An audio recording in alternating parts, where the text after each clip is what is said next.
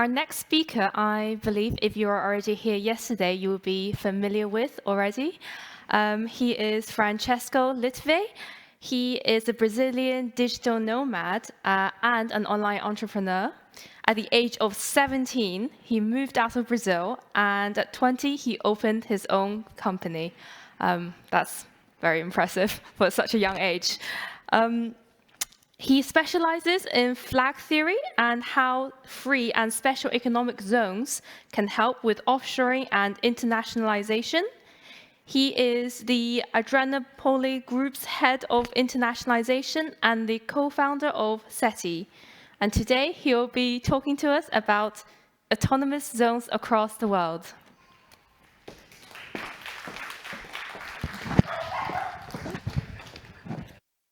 Testing. Hello, is the mic working? Can you guys hear me? Loud and clear, also in the back. All right. It's working here. Cool. Well, hello everyone. If you were in the talk yesterday, you already met me. Today we'll be talking about a different topic, not about flag theory. Well, partially also about flag theory. But the main topic of today will be geo-arbitrage and international opportunities in special economic zones. My name is Francisco Litvay. I'm the co-founder of SETI and the head of internationalization at the Adrenopoli Group. Now, before we start, I'd like to tell you a story that illustrates the importance of special economic zones. The year is 87 BC. Rome has just fought this death match, this horrible war against Carthage. All of their men are dead. Their fleets have been sunk. Their treasury, bankrupt. And yet, after fighting this horrible war, a new enemy emerges. This enemy is the city-state of Rhodes.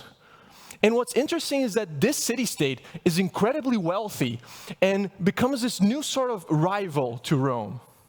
Rome must destroy Rhodes in order to survive, but it cannot do this militarily because it's depleted. However, Rhodes has a critical weakness. Their entire government income derives from a 5% tariff that they charge at their port. And so what the Romans do is they establish a free trade zone in the nearby island of Delos, charging a 0% tariff. The way that the legend goes is that within a decade, Rhodes was so bankrupt that they came to the Romans begging to join the Roman Empire. This story shows how the incentives that these zones provide to men of commerce and enterprise have shaped history. So, what is a special economic zone exactly? It's a geographically limited area where the government offers regulatory and fiscal incentives to companies located there to stimulate economic growth. Now, here's the problem. We started looking at the information available on special economic zones, and a big issue faced by companies, investors, and academics alike was the lack of data. There was nowhere in the internet where you can find out all of the different special economic zones, how many you have per country, what kind of zones you have per country. You know, if it's a free port for logistics, or if it's an export processing zone for industries, or if it's a full-fledged charter city where you can go and live there yourself. Some countries have one zone legislation. Some countries have multiple zone legislations, while others have no zones at all. Finding out these different pieces of legislation and the frameworks and how you have the benefits there and the requirements, all of this was a nightmare. So, lack of data was the problem? Well, not anymore. This is because of the Open Zone Map. This is the world's largest special economic zone dataset, and it is the first comprehensive map of every single special economic zone in existence. And it is special also in that it is completely open source and available and open for research. You see all of these dots here? If you want to make a study or a research about special economic zones, we'll send you the tables with every single one of these dots as a row on Excel. And this is just the very beginning because we're working also together with other partners to go into way more depth on the major zones. In terms of scale, this project was quite huge. We mapped a total of 5,500 special economic zones. But in terms of what we could have mapped, there was actually over 12,000 special economic zones if you count single factory operations like the Latin American maquilas or PO box zones, zones that don't really have a physical location. It was over 2 years in the making and took a team of close to 40 researchers. And it was funded entirely out of pocket by the Adrianople Group and done mostly through manual data entry with some fairly limited amount of automation because the nature of the work didn't really lend itself to automation. So, what can this map do? Besides searching for any zone in the world and filtering them based on zone type and if it's a private or a public zone, or if it's a zone for research or whatever, you also find on every single zone a page like this where you can find the type of zone, so if it's a diversified zone or a textile zone or an IT zone or any other kind of zone. You can find info if it's public, if it's private, if it's active, if it's in development. You can find their website where you can generally learn more about their services, their infrastructure, and how to set up shop there. You can find info on the legal framework under which they're based, so you can reach out and take a look on Google on what the real incentives are and the requirements to set up shop, and also the distance to the nearest port, airport, capital of the country, and most populous city for businesses with logistical concerns. But more importantly, what is it that this map cannot do? Data fundamentally cannot answer all questions. It can tell you general and useful information about special economic zones, but it cannot tell you whether any SEZ is the right fit for you, your money, and your business. For that, we have to dive deeper and analyze the zones in the view of your concrete needs. So let's take a look at some of the top jurisdictions for international business persons and see how they compare. Starting with the UAE's free zones. The UAE is introducing a 9% corporate tax next year, but this does not affect free zone companies that are selling abroad. So this is still a no-tax jurisdiction with great reputation, access to payment providers and banking, great tax treaties, and 2 international financial and travel hubs in Dubai and Abu Dhabi. And with a free zone company, you can sponsor a visa for yourself and for your family to live in the UAE. The process is very simple and straightforward, can be done in a matter of weeks. Christoph Heuermann, who is going to be tonight at the VIP dinner, did this process and can tell you all about it. And the total cost for this company, plus the immigration for you and your dependents, is around $6,700. So not even that expensive to move to Dubai. Another example is the Centro Internacional de Negócios da Madeira, which is one of the only 2 real special economic zones in the European Union, along with the Canary Islands and the Moroccan enclaves from Spain. In the Madeira International Business Center, you can incorporate an EU company with a valid VAT number, which is very relevant for some business models, and pay just 5% corporate tax. If you do not live in Portugal or in one of their blacklisted jurisdictions, there is also no withholding on the dividends, and also incoming dividends and capital gains from sales of subsidiaries is not included in that 5% corporate tax. So it's really, tax-wise, one of the best options in all of the EU. These tax benefits are officially recognized and approved by the European Union until 2027, but to access them, you have to fulfill some requirements. You need to hire at least 1 Madeira resident employee receiving at least a minimum salary, which last time I checked was around 700 euros something, and you have to invest 75,000 euros in fixed assets during the first 2 years of operation. If your turnover is over a couple million, then these requirements scale up and you have to hire a couple more people and invest a bit more as well. The total cost for this structure is 8,000 euros on the first year and 5.8 thousand euros from the second year onwards. But if you're interested in this, then you might want to hurry, because although the tax benefits are until 2027, the last year to incorporate a Madeira IBC license is this one. So after December, no new companies being incorporated with the tax benefits. Now, let's turn our eyes to another region of the world, to Latin America, because Uruguay also has a very attractive Zonas Francas regime. In the Uruguayan free zones, you have 0% corporate tax, 0% VAT, 0% tariffs, 0% withholding tax, 0% everything, on what is considered to be one of the stablest, most developed, least corrupt South American countries. Really, just look at any index, Uruguay is always at the top 3, something like that. It's also a country where you have good access to tax treaties, it's part of the Mercosur trade bloc, well-educated workforce, and for expats that work for the company, the salaries are taxed at a fixed 12%, and you don't have to pay Social Security unless you want to.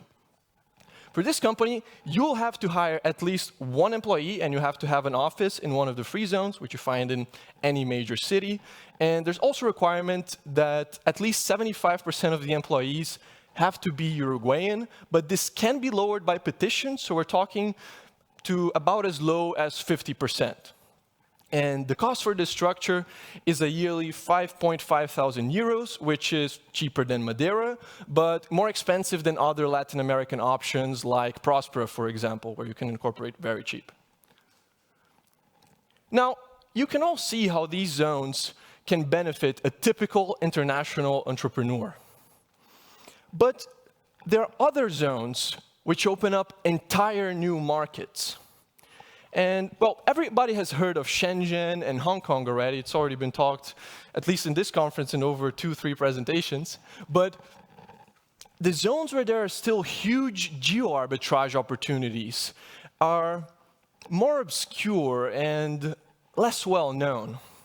Because have you heard of, and maybe some of you will have, of Genome Valley in India, which is where experimental biotechnology is being developed and cures for all sorts of rare diseases are emerging because they're allowed to try out things that are either heavily regulated or outright banned in most other countries, like stem cell research.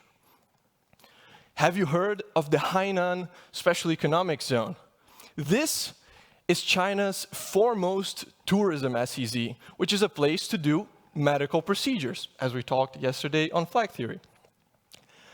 They made the entire island of Hainan a special economic zone, and they gave visa-free access to dozens of nationalities for a 30-day stay, which is something you simply don't get for mainland China. What about Razon, which is where South Korean capitalistic companies are employing thousands of North Koreans and creating peaceful economic development and improving the North Korean economy and breaking down these walls of people not talking to each other?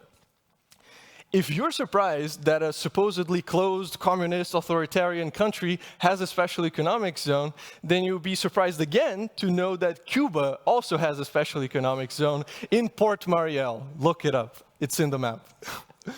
What about Crimea? This is a fascinating one. When Russia annexed Crimea, which formerly belonged to the Ukraine, they turned the island into a special economic zone with tax and regulatory benefits. Maybe it's a bit sinister, I know, but there are plenty of people here who still want to or are going to Russia. And if you are doing business in the country, well, this is definitely an interesting spot. What about Pakistan, which is where there was illegal gun manufacturing going on, and they legalized the gun production for the SEZs. Once again, something that will have dire consequences for arm control, maybe good, maybe bad. I'm not here to judge, but the point is, this is a market that didn't exist legally before, and now it does because of the SEZs. What about Mafeteng in Lesotho? Here is a picture of the Prime Minister of Lesotho sniffing from a large bag of weed, because this is where Canadian biotech companies are producing cannabis and derived products to the South African market that just legalized it. What about the Belarus high-tech park, where they created a regulatory sandbox for cryptocurrency startups to try all of these weird, new, illegal elsewhere business models with cryptocurrency? You also have a similar zone in the Cayman Islands, the Cayman Enterprise City, which already attracted a lot of crypto startups, and many more are underway and being developed all over the world. Like even in the UAE, the DMCC now has a crypto license. What about Green Park in Costa Rica, where they're really pushing the envelope and creating a carbon neutral, maybe even carbon negative special economic zone by adopting the greenest technologies? So, are zones good? Are zones bad? This is a very human question. As you have seen, the truth about zones is often multifaceted. So, we have to look at your individual perspective. If a zone is good or not really depends on you, your company, and your objectives. This map is a portal into a whole universe of SEZs. And behind every dot, there's a unique special economic zone with a unique story. And these are not just boring stories of, oh, here's a duty-free area. No. These are unique, fascinating human stories in some cases. These are horrific stories in other cases. These are stories of innovation, of success, of opportunity, of triumph, but also stories of failure and suffering. But in any case, stories that have and will continue to shape the world we live in. You too can be one of those millions of builders, investors, and entrepreneurs that while following these opportunities will geo-arbitrage the course of history. And if you want to find them, well, now you know where to look. And if you're interested in SEZ-related business intelligence, mapping, due diligence, what else, political research, or just want to learn more about special economic zones, then visit the Adrianople Group website and feel free to contact me at the email. The map link is also there for those of you who want to access it after the other talks, please. And one last thing, if you're interested in incorporating in Uruguay, Madeira, the UAE, or any of the other jurisdictions mentioned here, then reach out to us at the Stadtlos stand because we cover these jurisdictions as well. Thank you very much, and I'm open to any questions you might have. If we have time. We have 5 minutes, so anyone got any questions? The man in the back. Hello, thank you so much for the talk. What is about the Chinese special economic zones? I think we all know that the Chinese government is quite restrictive, and I think especially Hong Kong was earlier, before the annexation, so to say, more liberty-friendly than now. Yeah. So what's up with those right now? I mean, these are zones, like in China at the moment, the whole country is full of zones, right? You have, I don't remember if it was 90 or 85% of Chinese municipalities are either inside a zone or have a zone within them. But they're mostly focused on business, right? So if it's for investing in China and doing business in China, and getting money in is easy, but if you've already talked to a Chinese citizen anywhere, you know that getting the money out is the problem. So, you know, if you want to do business in China, then there are many zones you can find that will, you know, try to attract you. But, you know, it's not somewhere that will give you all of these liberties to live there, like Prospera, for example, right, where you're in a completely private environment. Anyone else? Lucas in the back. Thank you. What are the ideal clients you're looking for in companies? Because I would assume that for there are some companies that are too small and others that are too big, right, to move to those you're recommending. Is this true or not? Okay, so not talking about Stadtlos, but just talking about moving to a zone in general, right? Here, it really varies depending on where you're at, because as you have seen, like some zones have these very big substance requirements. So for example, in the Canaries, also fantastic tax conditions. You pay like just 4%, but you need to have 3 to 5 employees and you need to invest over 100K euros. So some of them have put the bar, really high for who we want here. Whereas in the UAE, like, you can just go and open the company and then sponsor your visa, right? You don't need to hire anyone. You don't need to make a minimum investment. Similar thing for Georgia, for example. They have a great zone for IT people, this virtual zone. And you basically have to prove that you have 2 years of experience in IT, which, if you're in IT, that's not a hard thing. So it really depends on the jurisdiction. Some places are very restrictive on who they let in, and others you can just go and incorporate. Antonio.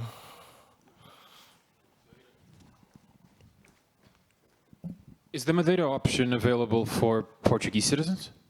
Yes, it is. You can incorporate, but the thing is, the dividend distribution, right, it's tax-free if it's being distributed to someone who does not live in Portugal. But if you live in Portugal, then you still have the 28% withheld at source.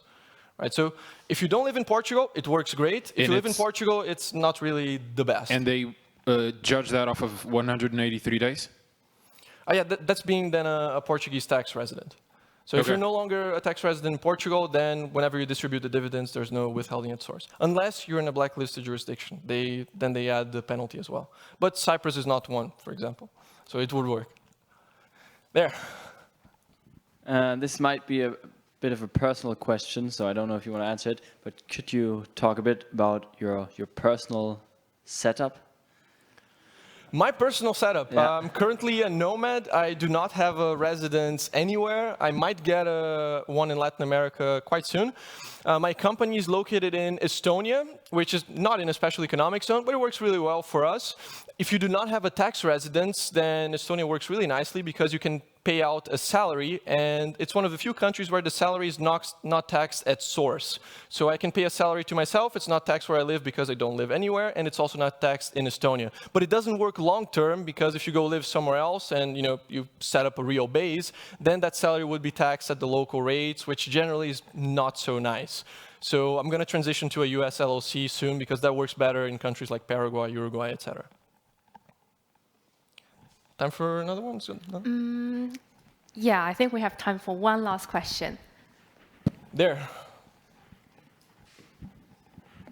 If you want to be a perpetual traveler, is a U.S. passport more of a hindrance or a pro? Hindrance, sorry.